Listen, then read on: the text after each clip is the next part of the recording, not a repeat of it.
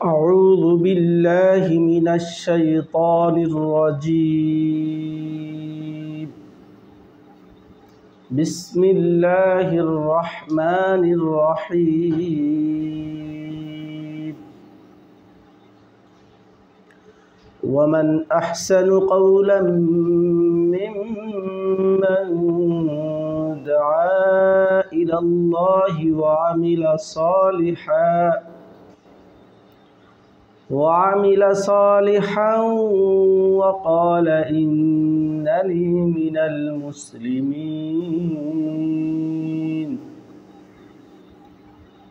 ولا تستوي الحسنة ولا السيئة ادفع بالتي هي أحسن فإذا الذي بينك وبينه عداوة كأنه ولي حميم. وما يلقاها إلا الذين صبروا وما يلقاها إلا ذو حظ عظيم. وإما ينزغنك من الشيطان نزغ فاستعذ بالله إنه هو السميع العليم. আজকে আমরা তিলাওয়াত করলাম সূরা ফুসসিলাত বা হামিম আস-সাজদার 33 থেকে 36 নম্বর আয়াত। আয়াতের সরল অনুবাদ: তার কথার চেয়ে কার কথা উত্তম যে মানুষকে আল্লাহর দিকে ডাকে এবং সৎ কাজ করে এবং বলে আমি তো মুসলিমদের অন্তর্ভুক্ত। আর ভালো ও মন্দ কখনো সমান হতে পারে না। তুমি ভালো দ্বারা মন্দকে প্রতিহত করো, তাহলে দেখবে যে তোমার মাঝে শত্রুতা আছে সে তোমার অন্তরঙ্গ বন্ধুতে পরিণত হয়ে যাবে। আর এই গুণ অধিকারী কেবল ধৈর্যশীলাই হতে পারে। আর এই গুণের অধিকারীরাই কেবল তাহারা যারা মহাভাগ্যবান।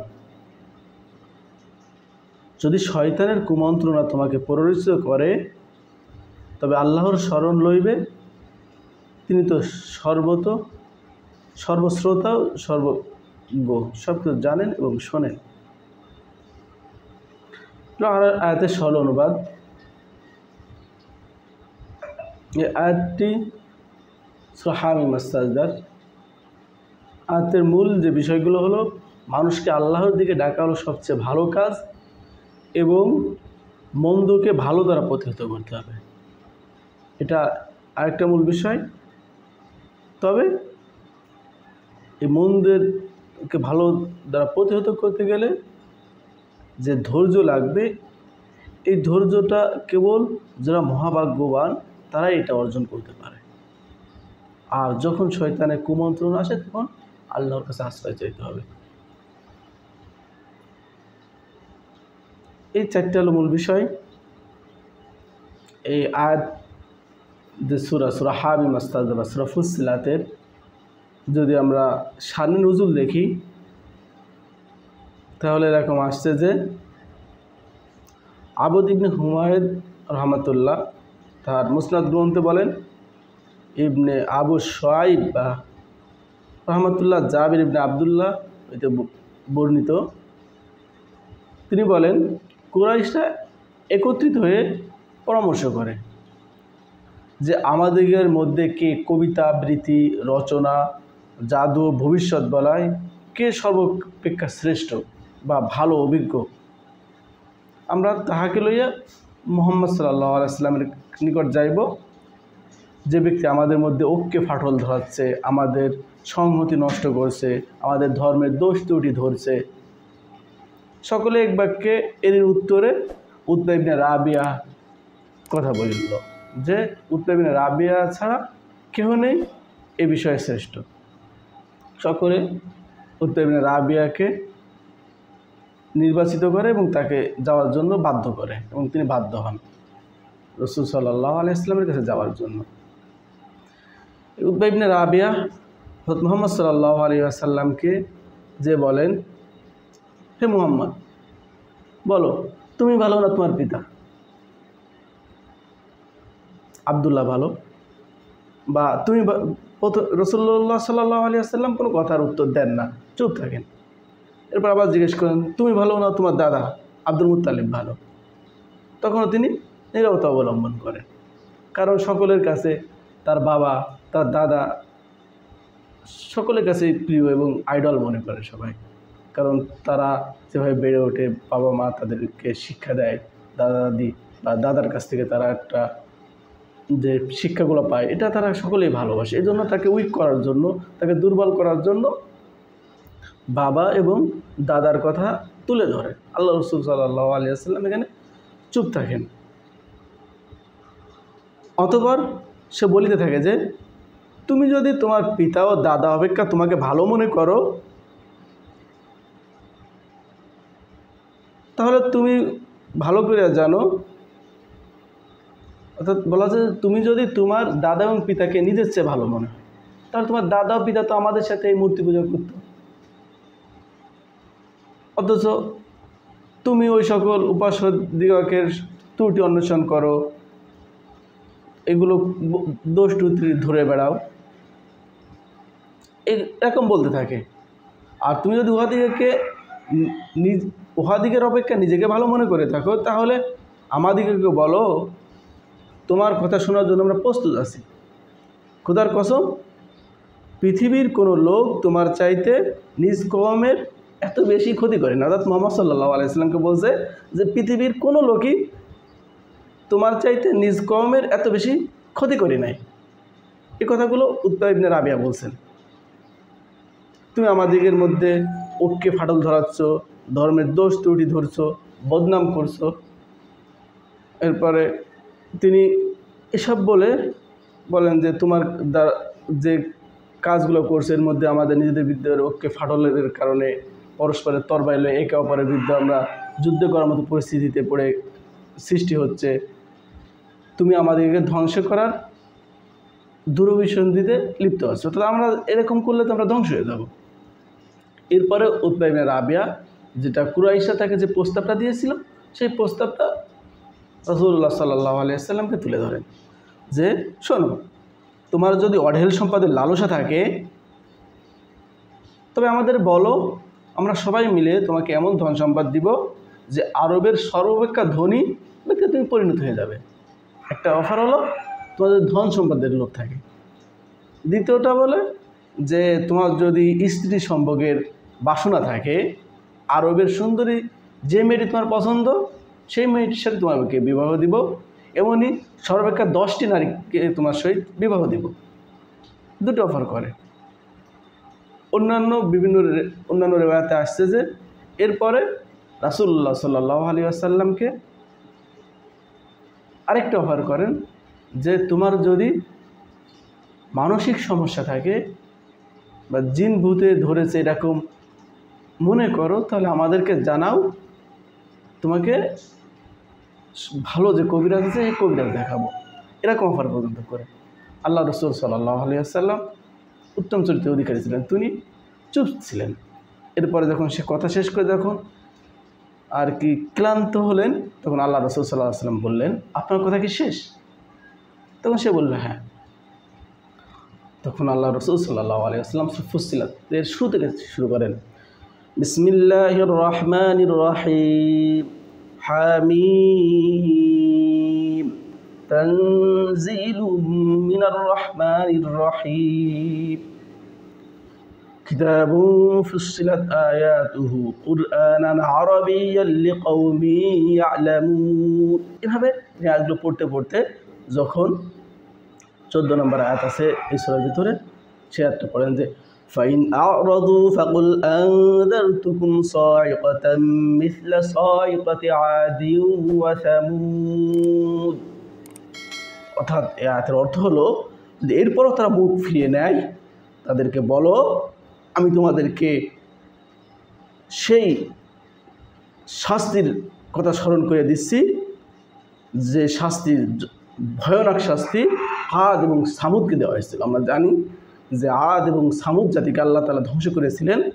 আদ জাতিকে ভয়ঙ্কর শব্দ এবং শীতল ঠান্ডা বাতাস দিয়ে আল্লাহ তাআলা এদেরকে ধ্বংস করেন, এবং সামুদ জাতিকে এমন ভূমিকম্প দেন সকলে নিজ গৃহের এরকম উল্টে পড়ে থাকে।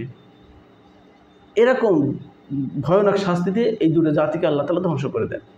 তা আল্লাহ রাসূল সাল্লাল্লাহু আলাইহি ওয়াসাল্লাম যখন এই আয়াত তেলাওয়াত করলেন, উতবা ইবনে রাবিয়া তো জানতেন যে পূর্ববর্তী নবীগণ যখন তার কওমকে সতর্ক করেছে, তারপর যখন সতর্ক হয়নি তখন আল্লাহ তাআলা তাদেরকে এরকমভাবে শাস্তি দিয়ে ধ্বংস করে দিয়েছেন। যেরকম সামুদ আলাইহিসসালামের উটকে যখন তার কওমের লোকগুলা এরকম হত্যা করে, সামুদ জাতির নবী সালেহ আলাইহিসসালাম, সামুদ জাতির নবী ছিলেন সালেহ আলাইহিসসালাম। সালেহ আলাইহিসসালাম তার উটের বিষয়ে বারবার সতর্ক করেন যে উটকে তোমরা হত্যা করো না, তারা হত্যা করে এরকম। এরপরে আল্লাহ তাআলা তারা আরও বলে যে শাস্তি কখন আসবে, তারপর আল্লাহ তাআলা শাস্তি দিয়ে তাদেরকে ধ্বংস করে দেন। তা এই উতবা ইবনে রাবিয়া বুঝতে পারেন যে নবীরা এইভাবে যখন সতর্ক করে তখন শাস্তি আসতে পারে এরকম। এইখানে যে রেওয়ায়াতকে তিনি বলছেন যে এরপর উতবা বলেন যে বাস বাস, ইহা ব্যতীত তোমার কিছু বলার আছে, থামাই দেন। কিন্তু অন্য এক জায়গায় আছে যে উতবা ইবনে রাবিয়া রাসূলুল্লাহ সাল্লাল্লাহু আলাইহি ওয়াসাল্লামকে এরকম মুখে হাত দিয়ে আটকাই দেন যে আর যাতে না বলে, এবং বলেন যে তোমার সাথে আমাদের যে আত্মীয়তা সম্পর্ক আছে, ভালো সম্পর্ক আছে, মুহাম্মদ তুমি আর বলিও না। এবং এই লোকটা সে বুঝতে পারে যে সত্য নবী, এবং সে নিজ কওমের কাছে যান, যে বলেন যে কুরাইশদের নিকট প্রত্যুত্তর করে বলেন যে তোমরা সকলে যাহা বলিতে আমিও একাই তাহা বলে আসছি মোহাম্মদকে, আমি তাহার কোনো কথাই বুঝি নাই, শুধু এটুকু বুঝছি যে সে আমাকে আদ এবং সামুদ জাতিকে যে ভয়ভীতি দেখানো হয়েছিল এবং যেভাবে ধ্বংস করা হয়েছে সেই ধ্বংসের, সেই আযাবের ভয় আমাকে সে দেখিয়েছে। তারা বলে যে তুমি একে মাতৃভাষায় কথা বলো, তুমি কিছু বুঝলে না? তিনি বলেন না, আমি কিছুই বুঝতে পারিনি, আমি শুধু এইটুকু বুঝেছি যে সে আমাদেরকে আদ এবং সামুদকে যেভাবে ধ্বংস করা হয়েছিল সেই ভয়ানক শাস্তির কথা আমাকে তুলে ধরা হয়েছে। তারপরে তারা সকলে এরকম অন্যান্য বিভিন্ন রেওয়ায়াতে আছে, সকলে বলে যে উতবা ইবনে রাবিয়াও মুহাম্মাদের জাদুতে বশীভূত হয়েছে। এরকমভাবে অনেকে অনেক কথা বলা শুরু করে, এবং এই লোকটা অবশ্যই পরে ঈমান আনি নিয়ার কওমের লোকের চাপে পড়ে হোক, যেভাবে হোক। তা এই হলো আয়াতের যে সূরা শানে নুজুল, অর্থাৎ রাসূলুল্লাহ সাল্লাল্লাহু আলাইহি ওয়াসাল্লামকে যখন তারা দাওয়াতের কাছে বাধা দিয়েও ব্যর্থ হতে না পারেন তখন তাকে এরকম প্রস্তাব দেন, এবং আল্লাহ রাসূল সাল্লাল্লাহু আলাইহি ওয়াসাল্লাম সেই প্রস্তাবের বিষয়ে এই আয়াতগুলো তেলাওয়াত করেন এই সূরাটা। এভাবে এই সূরা ছিল শানে নুজুলটা আমরা শুনলাম। এরপর আমরা আজকে যে আয়াত তেলাওয়াত করেছি এখানে আসছে যে আল্লাহ তাআলা বলছেন ওমান আহসান কওলা, তার চেয়ে কার কথা অধিক উত্তম, মিম্মান দা ইলাল্লাহ, যে ব্যক্তি মানুষকে আল্লাহর দিকে ডাকে। অর্থাৎ যারা মানুষকে আল্লাহর দিকে ডাকে অবশ্যই তারা সর্বাপেক্ষা শ্রেষ্ঠ। এই বিষয়ে এরকম তাফসীরকারগণ বলছেন যে আয়াতটি সবচেয়ে বেশি প্রযোজ্য মুহাম্মদ সাল্লাল্লাহু আলাইহি ওয়াসাল্লামের উপর, কারণ তিনি মানুষকে মানুষকে আল্লাহর দিকে রেখেছেন, এই জন্য সবচেয়ে বেশি প্রযোজ্য হযরত মুহাম্মদ সাল্লাল্লাহু আলাইহি ওয়াসাল্লামের উপর। আর কিছু কিছু লোক বলছেন যে এখানে মুয়াজ্জিনদেরকে উদ্দেশ্য করে বলা হচ্ছে যে যারা মানুষকে আল্লাহর দিকে আযানের মাধ্যমে ডাকেন, যে আমরা জানি যে মুয়াজ্জিনদেরকে আল্লাহ তাআলা কিয়ামতের দিন মুয়াজ্জিনদের গর্দান সবার চেয়ে একটু লম্বা হবে, কারণ তারা মানুষকে আল্লাহর দিকে ডাকতো, অতি সালাতের সময় মানুষকে আল্লাহর দিকে ডাকে, হাইয়া আলাস সালাহ হাইয়া আলাল ফালাহ, আসো কল্যাণের দিকে, আসো মুক্তির দিকে। এরকমভাবে মানুষকে আল্লাহর দিকে ডাকার কারণে মুয়াজ্জিনদেরকে গর্দান উঁচু থাকবে।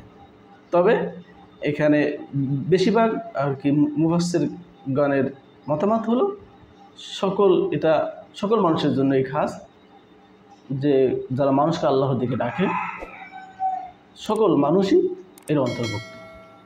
তাই বলা হচ্ছে আমান আহসানু কওলাম মিম্মান দাআ ইলাল্লাহ, যে মানুষকে আল্লাহর দিকে ডাকে ও আমিলা সালিহা, এবং কি সৎ কাজ করে। অর্থাৎ নিজে আমল করলাম না, মানুষকে যে ফুজুর দিয়ে আসলাম বক্তব্য, এটা নয়।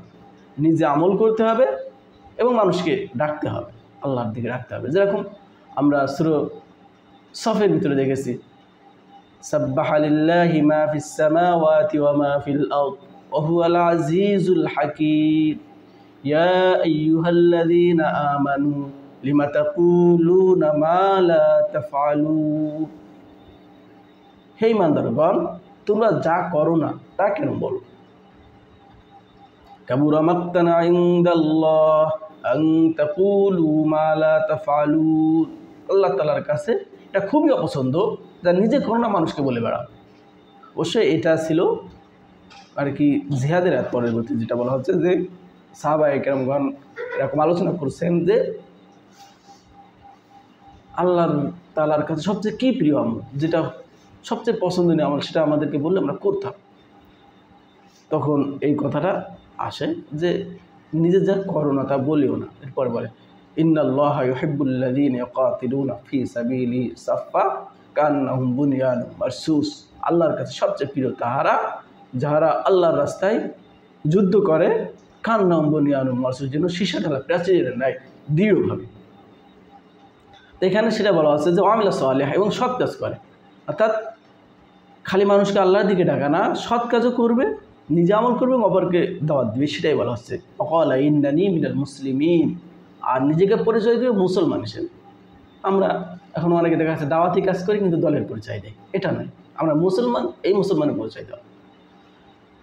অর্থাৎ সকলে নিজেকে মুসলিম হিসেবে পরিচয় দিচ্ছে, আমরা মুসলিম, আমাদের কী করা উচিত সে কথা বলা হচ্ছে যে সর্বাপেক্ষা শ্রেষ্ঠ সে যে মানুষকে আল্লাহর দিকে ডাকে এবং নিজেও সৎ কাজ করে আর নিজেকে মুসলমান দাবি করে। এরপরে একটা যেটা মূল ফোকাস ছিল ওয়ালা তাস্তাবিল হাসানাতু ওয়ালা সাইয়্যিআহ, ভালো মন্দ কখনো সমান হতে পারে না। লা তাস্তাবি, কখনোই সমান হতে পারে না। হাসান সাইয়্যিআহ, ভালো এবং মন্দ, ভালো মন্দ তো কখনোই সমান হতে পারে না, মানুষও জানে। এরপরে মানুষ জানার পরও আল্লাহ তাআলা এটা মানুষের বিবেকে তুলে ধরছেন। আবার যে ভালো মন্দ কি কখনো সমান হতে পারে? অবশ্যই কেউ বলবে না যে সমান, ভালো তো ভালোই। এখন মানুষকে আল্লাহ তাআলা বলছেন ইদফা বিল্লাতি আহসান, তাহলে তুমি ভালো দ্বারা প্রতিহত করো। এই কাকে? মন্দকে। ইদফা বিল্লাতি হিয়া আহসান, ভালো দ্বারাই সব কিছু প্রতিহত করো। তাহলে কী হবে? ফাইদাল্লাযী বাইনাকা ওয়া বাইনাহু আদাওয়া, যে ব্যক্তি তোমার শত্রু, অর্থাৎ তোমার এবং অন্যের মাঝে যে শত্রুতা আছে সেটাকে এই ভালো দ্বারা প্রতিহত করো। ইদফা বিল্লাতি আহসান ফাইদাল্লাযী বাইনাকা ওয়া বাইনাহু আদাওয়া, অর্থাৎ মন্দ প্রতিহত করো উৎকৃষ্ট দ্বারা, ফলে তোমার সহিত যাহার শত্রুতা আছে ফাইদাল্লাযী বাইনাকা ওয়া বাইনাহু আদাওয়া কান্নাহু আলিয়্যুন হামিম, দেখবে যে সে তোমার অন্তরঙ্গ বন্ধু। ওয়ালি মানে বন্ধু, হামিম মানে অন্তরঙ্গ, অন্তরঙ্গ বন্ধু হয়ে গেছে। অর্থাৎ আমরা যদি ভালোকে ভালো দ্বারা আমরা তো তাকে কৃতজ্ঞতা প্রকাশ করবো, কিন্তু কেউ দ্বারা সে মন্দ ব্যবহার করে, আমরা যদি সেটাকে ভালো দ্বারা সেটাকে রিপ্লেস করতে পারি তাহলে কি হবে? যে দেখবো যে সে শত্রুতাও দূর হয়ে গেছে। এটা দায়ীদের কিন্তু অন্যতম একটা গুণ। কেউ আপনার সাথে খারাপ দাওয়াতি কাজ করতে গেলে খারাপ ব্যবহার করবে, কিন্তু সে অবস্থায় শুধু দায়ী না, এটা কিন্তু সকলের জন্য। কিন্তু দাওয়াতের কথা বলার পরে একটা আছে, এই জন্য এটা বলা যে দায়ীদের উপরও অনেক, যারা মানুষকে আল্লাহর দিকে ডাকবে, মানুষ অনেক কথা বলবে, অনেকভাবে তাকে হে প্রতিপন্ন করার চেষ্টা করবে, কিন্তু সে যেভাবে বলছে সেভাবে আমরা প্রত্যুত্তর দিতে পারি না। আল্লাহ তাআলা বলছেন যে তোমরা ভালো দ্বারা এই মন্দগুলোকে প্রতিহত করবে, তাহলে দেখবে যে তারা ধীরে ধীরে তোমার বন্ধুতে পরিণত হয়েছে। না হলে দেখা যাচ্ছে যে শত্রু তোমার খালি শত্রুতা বাড়াতে থাকবে, মানুষকে যখন ভালোর দিকে ডাকবে সকলে তো ভালো সহ্য হয় না, এই জন্য অনেকে তোমার সাথে শত্রুতা করবে। আর এই শত্রুতা যখন মানুষ করবে তখন তুমি কি করবে? যে ভালো কাজ দ্বারা এটাকে প্রতিহত করার চেষ্টা করবে, তাহলে সে তোমার অন্তরঙ্গ বন্ধুতে পরিণত হবে। কিন্তু যদি দেখা যাচ্ছে যে খারাপ ব্যবহার করি, সে আমাকে একটা কটু কথা বললো, আমি আর একটা কটু কথা বললাম, সে আমাকে একটা থাপ্পড় মারলাম, তাকে খুন করে ফেলে দিলাম, এটা কখনোই মানুষকে ভালোর দিকে নিয়ে যায় না, মানুষকে ধীরে ধীরে ধ্বংস করে দেয়। এই জন্য বলা হচ্ছে ইরফা বিল্লাতি হিয়া আহসান, তুমি ভালো দ্বারা মন্দকে প্রতিহত করো। এরপর আয়াতে আল্লাহ তাআলা বলছেন ওয়ামা ইউলাক্কাহা ইল্লাল্লাযীনা সাবারু,